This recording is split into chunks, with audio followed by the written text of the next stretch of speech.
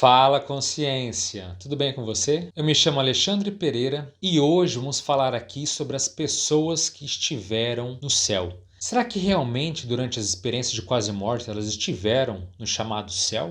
E se você curte temas como experiência fora do corpo, expansão da consciência e conscienciologia, já curta o vídeo, se inscreva no canal, porque aqui o que não falta são conteúdos com essas temáticas. E já indo para o nosso tema principal de hoje, quando essas pessoas dizem que foram para o céu, é mesmo no céu que elas estiveram? Primeiro ponto, é preciso ponderar o seguinte: esse céu geralmente ele é colocado como uma visão cristã, o céu bíblico, o céu que nem sempre corresponde a estar ali no meio das nuvens tocando harpa. Agora, essa visão de céu ou do paraíso, ela varia muito dependendo da linha de conhecimento. Então há muitas interpretações diferentes. Agora, o que dá para dizer de uma forma geral é o seguinte: ela esteve no céu? Sim e não.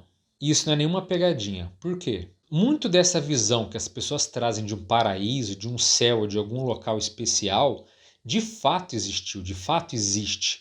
Então, uma pessoa que teve uma EQM, foi nesse local, viu que existia ali uma energia diferente, um visual mais avançado, às vezes músicas, ou um local muito parecido com o que ela acreditava, o que ela pensava ser o céu, ela volta dizendo, não, esse local realmente existe, ele é real. E veja, não há nada de errado nessa afirmação. De fato, a pessoa esteve num local assim. Agora, esses locais extrafísicos, ou seja, esses locais além da dimensão humana, da dimensão intrafísica aqui, eles existem, mas eles não são únicos. Então, quando a pessoa diz eu estive no paraíso, pergunte para ela qual deles, qual paraíso, qual céu, qual comunidade extrafísica você foi. Porque veja, as pessoas que têm experiências fora do corpo, elas não vão para um único céu, um único local.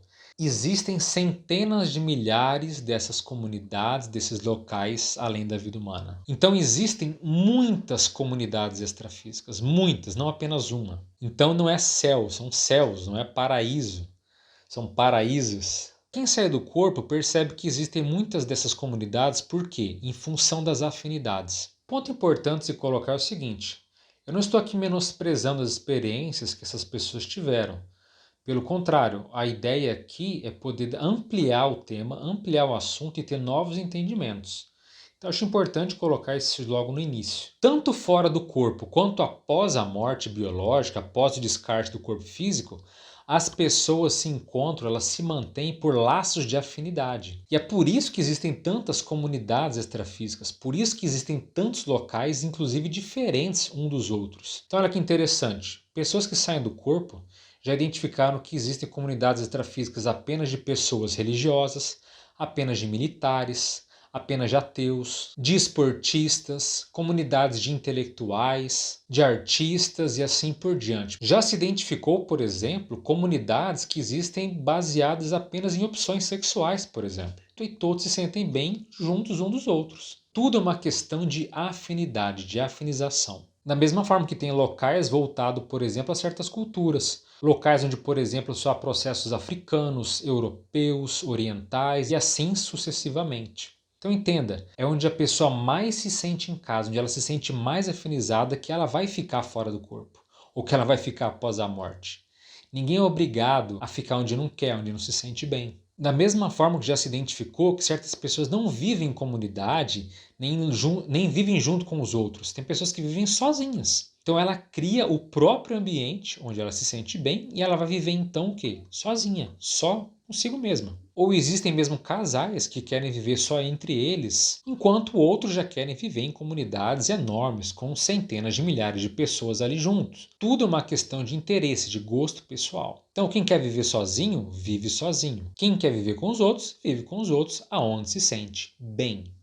Por isso que existem comunidades tanto positivas quanto doentias. É triste dizer, mas tem seres que não se sentem bem em locais positivos. Ela gosta de locais doentes, perturbados, confusos, contraditórios, de energia mais densa e pesada. E não há nenhuma injustiça nisso. É onde a própria pessoa está se colocando, é onde ela está se conectando. No momento que ela quiser mudar e sair desse processo, você pode ter certeza que ela consegue sair e ela vai para um local melhor. Então a própria pessoa acaba sendo o seu próprio juiz. É ela que se coloca, é ela que se conecta, é ela que cria o caminho por onde ela vai seguir após a vida material. Agora veja o que eu disse há pouco. A pessoa que vive sozinha, por exemplo, ela cria o ambiente. Isso é uma outra característica que muitas pessoas que passaram pela EQM não se dão conta. Que fora do corpo, além de você transfigurar a sua aparência, de você ter o visual que você quiser, que você se sente bem, também é possível criar locais da forma que você gostaria que eles fossem, ou que eles sejam. Já viram o filme Amor Além da Vida? Aquilo ali basicamente acontece. Não criar um ambiente onde é feito de tinta, não necessariamente nesse sentido, mas que a pessoa cria um local com lago, com montanha, com casa, com jardins. A pessoa cria o ambiente que ela quiser. Essa criação pode ser tanto inconsciente como mesmo consciente, feita com a própria vontade do indivíduo. Então, quando a pessoa diz assim, nossa, eu passei por uma EQM e fui para o céu. Mas será que esse céu era de fato algo antigo ou uma criação nova de alguém? E não precisa ser um ser muito evoluído para criar ambientes, não. É algo até meio básico. Eu já vi um livro de um projetor, por exemplo, que narra uma pessoa que estava treinando criar um ambiente extrafísico, e essa pessoa, então, ainda muito jejuna, muito principiante, ela estava criando ondas do mar que eram quadradas e coisas que eram completamente fora da realidade, porque ela ainda tinha certa dificuldade de criação. E isso até faz parte do desenvolvimento. Essa criação nós chamamos de morfopensenes, que tem um termo antigo chamado formas-pensamento, que é que com a sua vontade, com a sua habilidade, com energia, com imaginação, você pode criar pessoas, cenários, ambientes, figuras, formas e assim por diante. Veja, criar pessoas. Não é que você vai criar uma consciência, mas você pode criar a aparência de alguém que não existe. É simplesmente como se fosse um manequim, um boneco, que até se movimenta, que até fala, parece real, mas não é. É só uma criação mental, é só uma forma pensamento. Então, por isso que se diz que fora do corpo, pensamento é ação, pensamento é poder. Você pode manobrar, você pode manipular e criar basicamente o que você quiser. Por isso que é preciso tanto ter criticidade, ter tanta autocrítica para poder avaliar e dizer, afirmar alguma coisa. Porque fora do corpo, tudo pode para quem tem capacidade, para quem tem criatividade e certo nível de poder. E um ponto interessante para se colocar é o seguinte, que essas comunidades extrafísicas, elas estão a uma certa distância do solo terrestre. Muitos projetores, quando saem do corpo e vão visitar essas comunidades extrafísicas, eles até perguntam qual é a distância que esse local aqui está do solo. Porque alguns eles podem até dizer, está a tantos quilômetros do solo. O interessante é que essas comunidades extrafísicas, elas têm ligação com a gravidade da Terra. Então, enquanto a Terra está fazendo um movimento de rotação, esses ambientes seguem o mesmo processo gravitacional da Terra. Por exemplo, um local muito famoso é chamado Nosso Lar. É um livro espírita que ficou muito conhecido. E esse Nosso Lar ele fica localizado basicamente em cima ou relativo à cidade do Rio de Janeiro. Então essa comunidade ela literalmente segue a cidade enquanto o planeta está fazendo um movimento de rotação. Porque se não fosse assim, a Nosso Lar estava no Rio, a Terra ia rodando, daqui a pouco ela estava em cima do mar, daqui a pouco ela estava em cima da África e assim por diante. Então não acontece isso, ela segue o mesmo processo de rotação. E isso vale para outras comunidades também. Muitas delas têm alguma conexão física aqui com a vida humana. Aqui mesmo onde eu resido atualmente, em Foz do Iguaçu, existe uma comunidade extrafísica ligada a próprias cataratas, mas isso não é exclusividade daqui, como eu disse, existem centenas de milhares de comunidades extrafísicas, algumas têm ligação com o mar, não têm ligação nenhuma com algo necessariamente terrestre, da Terra, outras têm ligação com geleira e assim por diante. Então algumas têm conexão direta com a vida humana e outras não necessariamente. E as comunidades extrafísicas mais evoluídas, essas não têm ligação de fato com nenhuma cidade ou com nada fixo aqui. Então dizemos que quanto mais evoluída é uma comunidade, mais longe ela está da atmosfera humana. Algumas de fato visualizam a Terra ali rodando e elas não seguem junto. Agora um ponto que parece até engraçado, porque é uma contradição, que muitas pessoas dizem o seguinte, olha, quando eu morrer eu vou para o céu. Céu no sentido de que você vai para cima, você vai para o alto. Agora, essas comunidades extrafísicas doentias, elas não estão no fundo da Terra.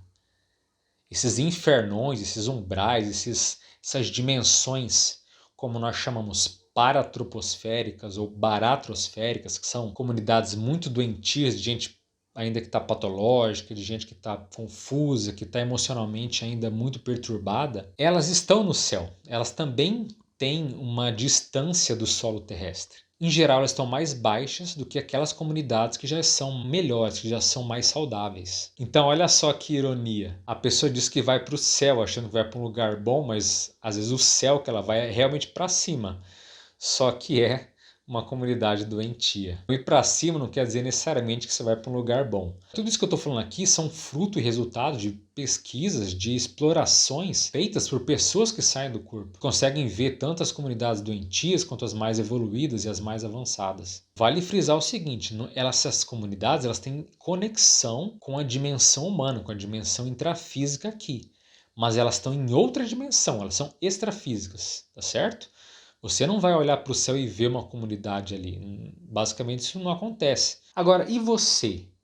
Você já teve alguma comunidade extrafísica? Você já vivenciou algum local que você ficou impressionado, até certo ponto, entre aspas, deslumbrado pela beleza, pela sutileza ou por aquele ambiente que se apresentava totalmente diferente para você? Já teve uma EQM que te apresentou um local assim, ou mesmo uma experiência fora do corpo que mostrou que essas realidades existem? E você, que já teve mais de uma experiência fora do corpo, já conseguiu comprovar que existe mais de um céu entre aspas, ou mais de um paraíso entre aspas? Quantas comunidades extrafísicas você já visitou? Qual era o nível evolutivo delas? Já teve em uma comunidade extrafísica muito longe da atmosfera humana, onde tinham seres muito mais evoluídos, muito mais serenos e muito mais sofisticados? Agora, uma questão muito mais séria para você pensar. Antes de você renascer, qual a comunidade extrafísica que você vivia? Qual era? Era positiva ou era negativa? E essas perguntas não são impossíveis de serem respondidas. A experiência fora do corpo permite que você vá novamente nesses locais e descubra aonde você vivia, o que você fazia, quais companhias você tinha, e dá até mesmo para ter uma ideia de qual é a sua missão, do que você veio fazer aqui na Terra. Quer descobrir tudo isso? Então vamos sair do corpo. Ficou alguma dúvida? Tem algo que você não entendeu direito? Ou quer dar uma sugestão? Escreva nos comentários. Então eu fico por aqui, um forte abraço a todos, as melhores energias e até a próxima. Valeu!